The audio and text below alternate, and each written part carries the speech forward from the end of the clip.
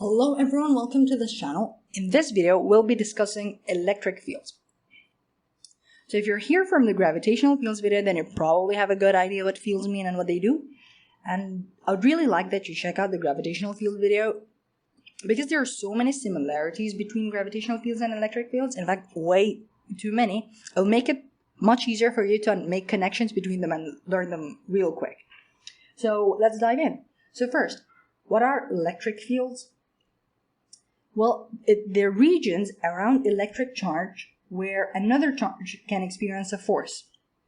So charges can feel the presence of other charges when they're in fields. Now, electric field itself is a very easy concept to understand, but field lines, they complicate things a bit. Gravitational field lines, they were quite simple, always pointing inwards. But electric fields, you have two types of charges, positive and negative, which is already given, I guess, and opposites attract. Now, if I place a positive charge around this positive charge, then it's going to get repelled. If I place a negative charge, it's going to get attracted. Now, in order to save you a ton of thinking and really having to think every time where the lines point and where they should point, scientists, they set up standards. So the direction of electric field lines, they are defined as the direction of force on a +1 Coulomb charge, which is also called a test charge, because that's what you use to test the properties of fields, I guess. Anyway, we are going to refer to it as test charge from now on. So if I place a test charge right here, it's going to get repelled. If I place a test charge right here, it's going to get repelled. So anywhere in this field, if I put a test charge, it's going to get repelled. So the field lines would always point outwards. So field lines are always out of positive. Okay, now what about this negative charge? If I place a test positive charge right here, or here, and here, then they're going to get attracted towards the negative charge. So it's going to feel a force towards the negative charge.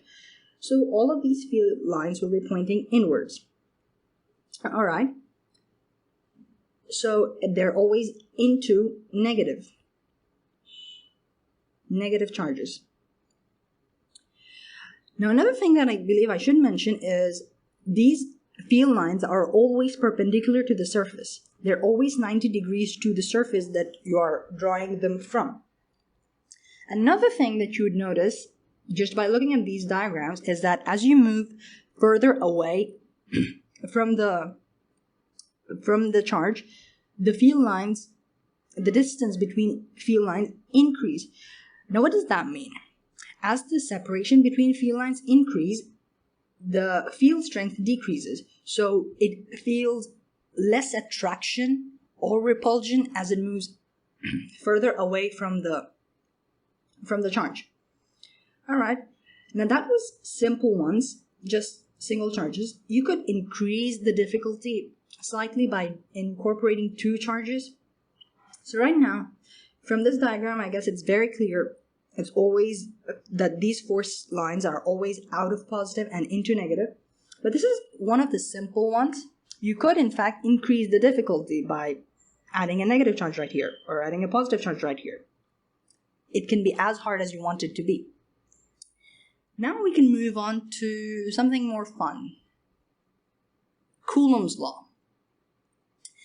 Now I said there are way too many connections between electric fields and gravitational fields. Well, this is the first of them. So you can see just the diagram. Just by looking at the diagram, you can see that it's very similar to the one that I drew in gravitational field, sorry. Except that gravitational fields were always attractive. So let's actually read what the Coulombs law states. So force between 2 point charges is directly proportional to the product of charges and inversely proportional to their separation. Now this is very, very similar to Newton's law of gravitation. In fact, it's so similar that it's a meme right now. So let's actually write it down. Not the meme. So F is directly proportional to the product of the charges Q1 and Q2. and it's inversely proportional to their separation, 1 by r squared. So writing it all together, we could say that F equals K Q1 Q2 over r squared.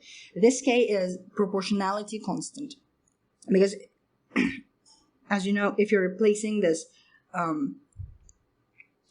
this proportionality sign with equal sign, you definitely need a proportionality constant.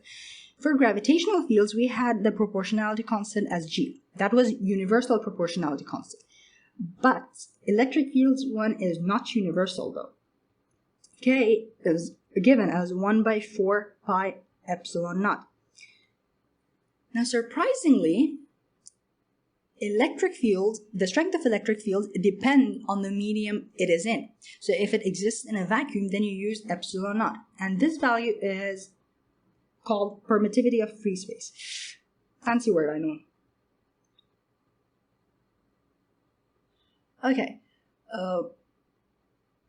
If this value is usually the one that you're going to deal with if you're taking A levels, and this value is easily provided on the calculator or in the data booklet. Okay, so this is the constant that you're going to use. It will usually be given in the data booklet, once again. So with this weird thing done, we can move on to signs. In gravitational fields, we had a negative sign in front. And I said it was because it's always attractive, and I'll explain more later on.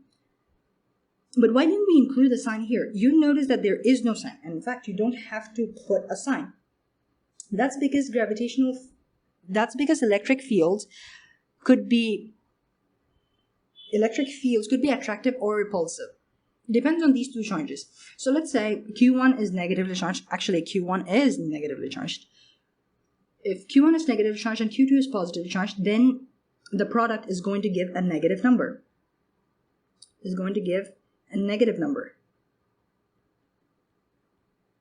And because it's a negative number, you can assume that you can really safely say that it's an attractive force. So for attractive forces,